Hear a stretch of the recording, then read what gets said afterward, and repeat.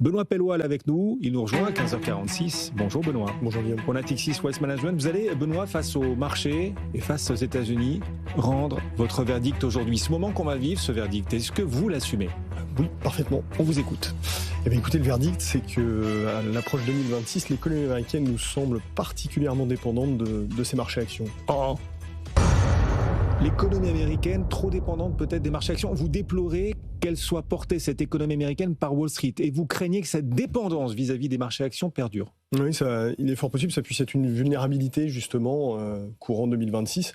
C'est vrai que d'habitude, dans cet exercice de perspective annuelle, on a souvent tendance à décliner un scénario de marché à partir d'un scénario macroéconomique, de croissance, d'inflation. Et en fait, il nous semble que le plus important en cette année 2026 qui va bientôt débuter, c'est que c'est probablement l'inverse.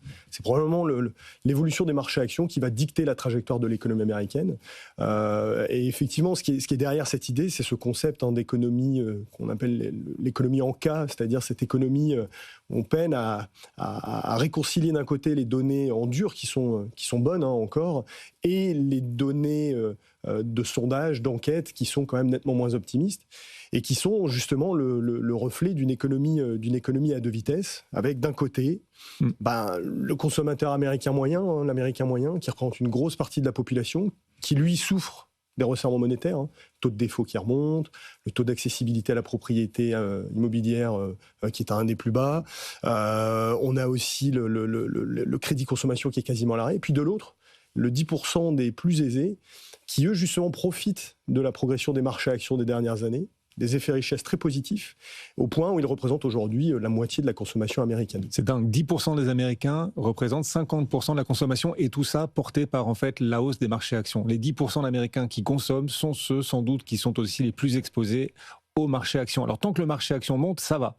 On verra ce qu'en dit Donald Trump. Ce soir, il doit prononcer un discours devant la nation, c'est comme ça qu'il s'exprime aux États-Unis. Il parlera sans doute d'économie, et sans doute parlera-t-il aux classes moyennes qui souffrent effectivement. On est à moins d'un an des élections de mi-terme. Est-ce que la Fed est fautive dans cette situation, cette dépendance de l'économie américaine vis-à-vis de Wall Street et du marché action? Est-ce que la Fed est coupable d'une certaine façon aussi? En tout cas, on pense que c'est un des effets justement de l'action de la Fed. C'est vrai qu'on peut assez rapidement faire le raccourci d'une économie qui serait subitement devenue plus inégalitaire au cours des dernières années. En réalité, c'est à notre sens, c'est plus un effet de la politique monétaire. C'est tout simplement que l'action de la Fed a bien consisté à remonter les taux d'intérêt. Donc les conditions monétaires pour Monsieur Tout le Monde sont bien resserrées. On le voit de façon relativement tangible. C'est quand même beaucoup plus difficile d'obtenir des crédits. On paye des taux d'intérêt beaucoup plus élevés.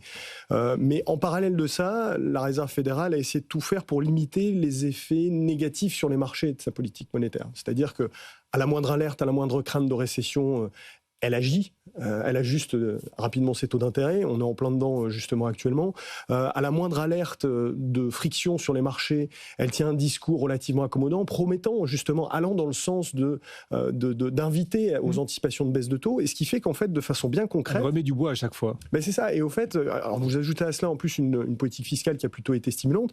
Et en fait, de ce point de vue-là, on a maintenu malgré tout des conditions de liquidité sur les marchés qui sont restées quasiment toujours accommodantes, ce qui a justement stimulé ces effets richesse en provenance des marchés financiers. Donc, alors ça soulève quand même plusieurs problématiques, parce que d'un côté, ça soulève notamment la problématique de l'efficacité de cette politique monétaire.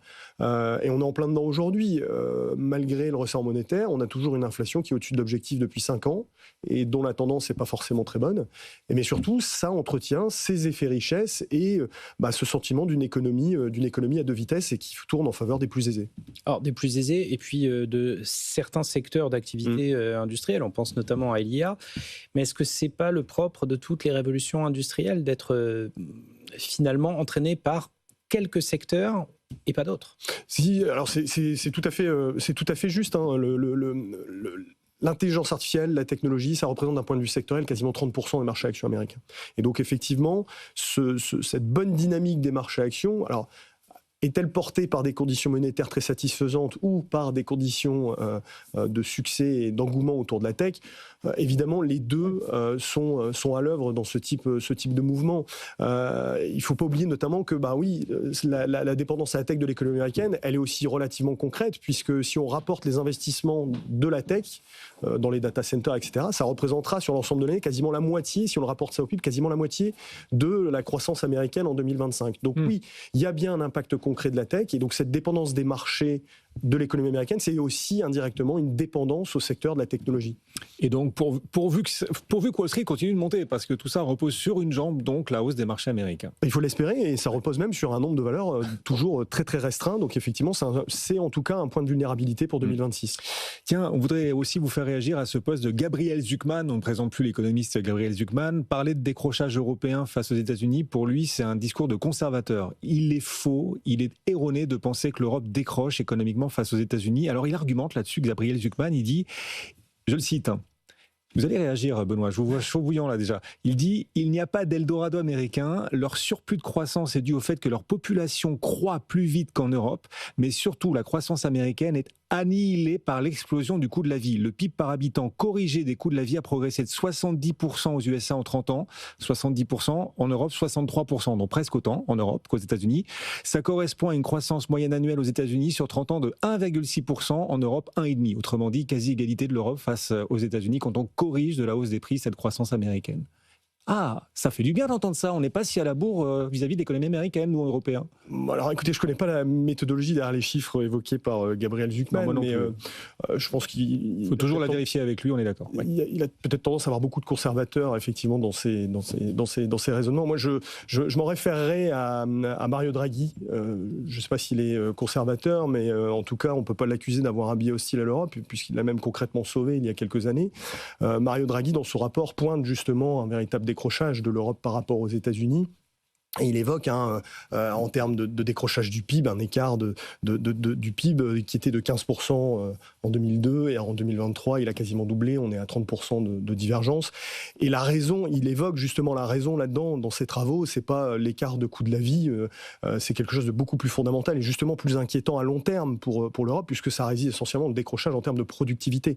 D'après les travaux de Draghi, c'est pas le coût de la vie qui explique l'écart, à 70%, ça s'explique par un écart de productivité. Et si on regarde les derniers chiffres dont on dispose, ce sont les chiffres de l'OCDE, encore à aujourd'hui, enfin fin 2024, l'écart de productivité il est de plus de 20% en faveur des États-Unis par rapport à l'Europe. Donc c'est surtout ça le vrai sujet de décrochage, parce que c'est vraiment problématique dans la mesure où ça détermine notre croissance potentielle. Et quand on sait que nous sommes dans des pays avec une démographie assez peu dynamique, et là-dessus les États-Unis n'y échappent pas non plus, même si c'est peut-être un peu plus dynamique, ils n'y échappent pas non plus, l'écart de productivité, il est essentiel dans la divergence de la trajectoire entre les deux économies. Là où il n'y a probablement pas de miracle de l'économie américaine, où il n'y a pas un génie particulier américain, sur les raisons notamment, c'est qu'on évoque souvent le génie de l'intelligence artificielle, de la technologie. Il ne faut pas oublier que c'est aussi un héritage de la Covid. On voit que l'écart de productivité s'accentue après la pandémie, parce que tout simplement, on a géré la pandémie très différemment. En Europe, on a conservé les effectifs dans les entreprises. Aux États-Unis, on a tout simplement viré tout le monde. Ça les oblige à innover. Un choc de productivité extrêmement important. Donc tout ne repose pas sur le génie américain. Là je suis assez d'accord. Ouais. Il conclut, Gabriel Zucman, même si vous êtes en désaccord sur tout le reste, donc avec lui, il conclut, les États-Unis comme l'Europe ont vu leur part dans le PIB mondial diminuer. Avant, c'était 20% du PIB mondial, maintenant c'est 15%. Voilà. Et voilà, vous dites, non, il y a quand même un décrochage européen fondamental et pour des raisons amenées malheureusement à durer, à savoir on est dans le structurel, dans vraiment le cœur de l'édifice, la productivité. Merci beaucoup de nous avoir accompagnés aujourd'hui. Benoît Peloal pour Natixis régulièrement à nos côtés.